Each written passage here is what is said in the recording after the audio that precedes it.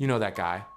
He walks into a room, doesn't announce himself, doesn't make a scene, and somehow people just adjust. Conversations shift. People sit up. Even the loudest guy in the room suddenly gets a little quieter. You've met him. Maybe once. Maybe he was a manager, or a coach, or a friend's older brother. Or maybe you only saw him from across a room and couldn't explain why he caught your attention. And then there's the other guy. The one who does everything right, shows up on time, helps everyone, never says no, bends over backwards to be liked, and still gets walked over. Gets interrupted in meetings, gets friend-zoned, gets passed over for the promotion, gets treated like he's just there. Maybe that second guy is you, or maybe it used to be. Today we're gonna get into the actual psychology behind why some men command respect automatically and why others, no matter how hard they try, can't seem to earn it. We're gonna look at what real figures, from Marcus Aurelius to Cristiano Ronaldo, actually did differently. And at the end of each section, I'm giving you a specific action, something you can implement this week, not someday. Because information without application is just entertainment. Let's get into it. Let's start with the uncomfortable truth. If you've ever been the guy who helps everyone, agrees with everything, avoids conflict at all costs, and still feels like people don't truly respect you, here's what's happening psychologically. You're not being valued, you're being used. Not necessarily maliciously. Most people don't sit there and think, I'm gonna disrespect this guy. What actually happens is quieter and more brutal. People mirror the energy you put out. If you treat yourself like you're optional, like your time doesn't cost anything, like your opinions are negotiable, they'll treat you exactly the same way. Not out of cruelty, out of instinct. There's a concept in behavioral psychology called nice guy patterning. It's when a man learns that love, safety, and approval come from making himself useful and conflict-free. He becomes a human vending machine. And vending machines don't get respected. They get used when needed and ignored otherwise. Think about Keanu Reeves for a second. Known as one of the nicest, most genuinely humble men in Hollywood, and also one of the most universally respected. What's the difference between him and the guy who people walk over? Keanu is kind on his own terms. He doesn't chase approval, he doesn't shrink himself to make others comfortable. He's generous from a position of fullness, not from fear of being disliked. That's the difference between kindness and people-pleasing. One comes from strength, the other comes from fear. The man everyone respects is not cold. He's not an asshole. He just doesn't need your validation to feel okay about himself. And paradoxically, that's exactly what makes people want to give it to him. Practice how to stop people-pleasing this week. Pick one situation this week where you would normally say yes out of social pressure and say no instead. Don't explain yourself excessively. Don't apologize in advance. Just, no, I can't do that. Full stop. Notice how it feels. The discomfort you feel is not a sign you did something wrong. It's your nervous system adjusting to a new standard. Do this once, then do it again next week. Consistency over time is what rewires the pattern. Here's something that took me a long time to understand. People are not judging you based on what you say about yourself. They're judging you based on what your behavior says about how you see yourself. Before you open your mouth, before you say anything impressive or smart or funny, they've already clocked you. Your posture, your pace, the way you hold eye contact or don't. Whether you laugh at yourself naturally or nervously. Whether you wait for people to acknowledge you before you relax, or whether you walk in already relaxed. Marcus Aurelius wrote in his private journal, Meditations, a book he never meant for anyone to read, about the importance of carrying yourself in a way that matches your internal state. Nowhere can man find a quieter or more untroubled retreat than in his own soul. He wasn't writing about confidence as a performance. He was writing about alignment. The man whose inside matches his outside doesn't need to perform anything. Contrast that with a nice guy energy. When you're in people-pleasing mode, your body knows it, even if your mind doesn't. You smile a half second too fast. You nod a little too eagerly. You laugh at things that aren't funny because you want the other person to feel good. These are tiny signals, but people pick them up subconsciously. And what they register is, this person needs something from me. Now think about Cristiano Ronaldo. Whatever you think of him as a person, watch how he walks into a press conference. Watch how he answers questions he doesn't like. He doesn't rush. He doesn't apologize for taking up space. He doesn't perform warmth for people he doesn't feel it for. His internal standard doesn't shift based on who's watching.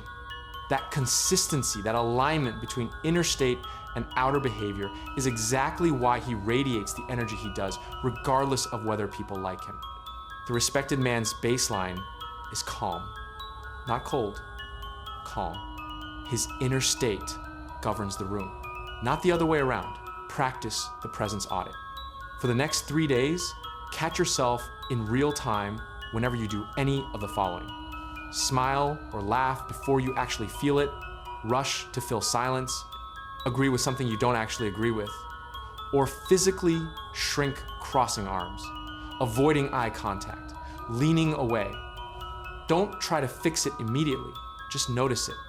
Awareness is step 1. At the end of day 3, pick the one habit that shows up most often and spend the following week specifically addressing just that one. Slow your pace by 20%, walk slower, talk slower, respond slower. It signals internally and externally that you're not operating from anxiety. Before moving further, I want you to pause for a second and be honest with yourself. Which part of this hits closest to your current situation? Drop a comment with one word: people-pleasing, confidence, or discipline, whichever one applies most. I'm curious to see what most people struggle with the most. This is where we get into something that dark psychology talks about a lot, but rarely explains in a way that's actually useful. Frame. In social dynamics, frame refers to the underlying reality that governs an interaction. Every conversation, every relationship, every room has a dominant frame, a set of unspoken rules about whose values, standards, and perceptions get to define the situation. And here's what most people don't realize. You are always either inside someone else's frame or holding your own. The nice guy lives almost entirely inside other people's frames. He adapts to the room, he mirrors whoever he's with, he shifts his opinions based on who's listening. And the reason he does this isn't stupidity, it's strategy, a survival strategy. If I become whatever you need me to be, you won't reject me. But what it actually communicates is, I don't have a strong enough sense of self to stay in my own reality when you push back on it. And people sense that, and they lose respect for it. Think about Steve Jobs. Love him or hate him, and a lot of people hated him. The man never left his frame. He didn't present his ideas and then wait to see how the room received them before deciding whether to believe in them. He believed first, always, and then he made the room come to him. That's frame dominance. And it's why people who worked for him, even the ones who resented him, would tell you he was the most magnetic presence they'd ever been around. You don't have to be Jobs. You don't need to be aggressive or difficult, but you do need a clear enough sense of who you are and what you value that it doesn't evaporate the moment someone disagrees with you. The man everyone respects doesn't get destabilized by disapproval. He considers it, decides whether it's valid, and then either adjusts or holds the line based on his own judgment, not on the social pressure. Practice holding your frame. This week, in at least 3 conversations, state an opinion you actually hold, even if you sense the other person disagrees. Do not immediately follow it up with, "but I could be wrong," or "just my opinion though." State it, then wait. If they push back, don't fold automatically. Say, "I hear you, I just see it differently." You're not starting a war. You're demonstrating that your perspective has weight. Notice the difference in how people respond to you when you hold your ground versus when you immediately accommodate. The data will speak for itself. Everything we've talked about so far, presence, frame, not people-pleasing, all of it falls apart without this. Competence. You can work on your body language, your frame, your emotional regulation, and all of that matters. But if there's nothing underneath, people will eventually see through it. Confidence without competence is just arrogance on a timer. The man everyone respects is building something real. He's becoming genuinely good at something that matters. And that competence does something to the way he carries himself that no mindset hack can replicate. It makes his confidence accurate. He's not trying to feel worthy, he's earned it. Kobe Bryant is the cleanest example of this. The man was not universally liked. He was intense, demanding, sometimes brutal with teammates. But nobody, not a single person who ever played with or against him, questioned whether he deserved respect. Because the work was real. The 4 a.m. gym sessions were real. The obsessive film study was real. When Kobe walked into a room, the respect wasn't about his personality. It was about what everyone in that room knew he had done in private. That's what real competence gives you. It makes your presence mean something before you've said a word. There's also something psychologically important about what competence does to failure. The man who built his confidence on real skill doesn't fall apart when he loses. He adjusts, learns, comes back, and that resilience, that refusal to be permanently diminished by a setback is one of the most commanding qualities a man can have, because everyone fails. The question is what you do after. Society respects winners, but more than that, it respects men who refuse to stay down. Practice the competence hour. Identify the single most important skill in your field, the one that, if you mastered it, would most directly change your results. Commit to 1 hour per day, 6 days a week, of deliberate practice on that specific skill. Track it. A simple note in your phone. Date what you worked on, what was hard about it. After 30 days, look back. The evidence of your own progress is one of the most powerful confidence builders that exists. And stop consuming content about the skill as a replacement for actually doing the skill. This is the section that separates the men who are respected from the men who are just feared or liked. Self-governance. The ability to govern your internal states, your impulses, your reactions, your emotions before they govern you. Here's a psychological reality. Emotional reactivity is a tell. When you visibly get rattled by criticism, when you need to have the last word, when small provocations blow you up, you're handing people a map of your weaknesses. And some people, intentionally or not, will use that map. The man who loses his composure when challenged is signaling, I'm not in control of myself. And a man who can't control himself can't be trusted to control anything else. Mike Tyson in his prime is an interesting case here. Peak Tyson was terrifying not just because of his physical ability, but because of his psychological control in the moments before a fight, ice cold. No wasted energy, no performance of aggression, just contained, focused force. That quality, that sense that there's something enormous being held carefully in check is far more intimidating and commanding than raw aggression ever could be.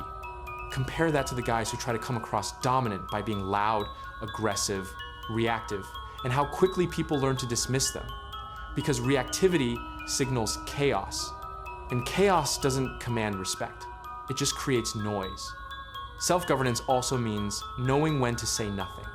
Marcus Aurelius, who was governing an empire, dealing with political backstabbing, wars on multiple fronts, and personal tragedy, wrote about the discipline of choosing silence over reaction. Not because silence is weakness, because a man who responds only when it's worth it makes every word he says carry more weight. The respected man is almost unnervingly calm. Not cold, calm. And when he does speak, when he does react, people pay attention because they know it means something. Practice the 10-second rule. Every time you feel a reactive impulse coming, someone disrespects you, challenges you, says something that triggers you, pause for 10 seconds before responding. In those 10 seconds, ask yourself one question. Is my response going to come from clarity or from ego? If it's ego, wait longer or say nothing at all. If it's clarity, respond with calm, direct precision. No volume, no drama, just certainty. Do this for 30 days. Your reputation in every room you walk into will start to shift. Here's the test that most men fail without realizing they're even being tested. How do you treat people who can do nothing for you? The waiter. the cleaner, the intern, the stranger who can't advance your career, improve your status, or benefit you in any way. Because I promise you, people notice. They always notice. And whatever you do in those moments is the truest signal of your character. There's actual research on this. A study on leadership found that the single strongest predictor of whether someone is genuinely respected, not just professionally, but personally, deeply, is behavioral consistency across contexts. The man who treats the CEO exactly like he treats the janitor. No code switching, no performance, no two-faced adjustment based on what he needs. Barack Obama, whatever your politics, has been studied extensively for this quality. The people who've worked around him at every level, from senior staff to low-level aides, say the same thing. He is exactly the same person in private as he is in public. That consistency doesn't just build trust, it builds a kind of legend, because it's so rare. The nice guy, ironically, often fails this test too, but in the opposite direction. He's overly generous with everyone because he needs to be liked by everyone. That's not consistency, that's performance. And people sense the difference between someone who treats them well because they genuinely value people versus someone who treats them well because they're afraid of conflict. Real respect is built in the moments nobody's watching, in the standards you hold for yourself when there's no audience, in the promises you keep to yourself when it would be easier to let it slide. Your reputation is just the sum of what you do when no one's looking, eventually made visible. Practice the consistency audit. For 1 week, pay conscious attention to how you behave in low-stakes interactions, service workers, strangers, people who can't help you. Ask yourself honestly, am I being kind here because I actually value this person, or am I performing? Identify one standard you've been letting slide in. Private, a promise to yourself, a habit, a discipline, and recommit to it, not for anyone else, just because you said you would. Write down 3 core values you want to define how you treat people. Then check your behavior against those values at the end of each day for 2 weeks. Last section, and this one ties everything together. The men we've talked about, Kobe, Ronaldo, Tyson, Aurelius, Jobs, they're all wildly different personalities, different backgrounds, different styles, different levels of likability. But every single one of them shares this one thing. They did not need your approval to feel certain about who they were. Not yours, not the media's, not the crowd's. They had an internal compass that stayed fixed regardless of external noise. And that compass, that immovable sense of self, is what made the approval flow toward them rather than away. This is the core psychological principle behind all of it. Psychologists call it internal locus of control, the degree to which you believe your outcomes are driven by your own choices and standards versus by what other people think of you. The nice guy has an external locus. He wakes up and reads the room to figure out who he's supposed to be today. He adjusts his opinions, his jokes, his ambitions based on the feedback he's getting. He outsources his self-assessment to whoever's watching. And that's exhausting. And it never works. Because there will always be someone who doesn't approve. And if that disapproval is enough to shake you, you'll spend your entire life chasing a stability that external validation can never actually give you. Genghis Khan, the most geographically successful conqueror in human history, operated from a frame of such complete internal certainty that even enemies who despised him described him with a kind of awe. He didn't seek approval from the civilizations he encountered. He had already decided who he was and what he was doing. And that certainty attracted followers, generals, and allies at a scale that still seems impossible today. You don't need to conquer anything, but you do need to decide who you are and then refuse to let the room vote you out of it. That means sitting with disapproval without collapsing. It means letting people misunderstand you without rushing to correct them. It means doing the right thing, holding your standard, keeping your word, even when nobody's clapping for it. And here's the thing no one tells you. When you stop needing the room's approval, the room starts giving it to you freely, because respect, real respect, always flows towards certainty. People are drawn to a man who knows who he is, It's magnetic in a way that no amount of trying to be impressive can replicate. Practice building your internal compass. Write 3 non-negotiable personal standards. Sit with disapproval without reacting immediately. Adjust only if feedback is valid. Read your standards every morning for 2 weeks. If you watch this till the end, you're clearly serious about changing how you carry yourself. So let me ask you one thing before you leave. What's the one habit you're gonna fix first after watching this? Write it in the comments. Not for me, for yourself. It makes it real when you put it into words.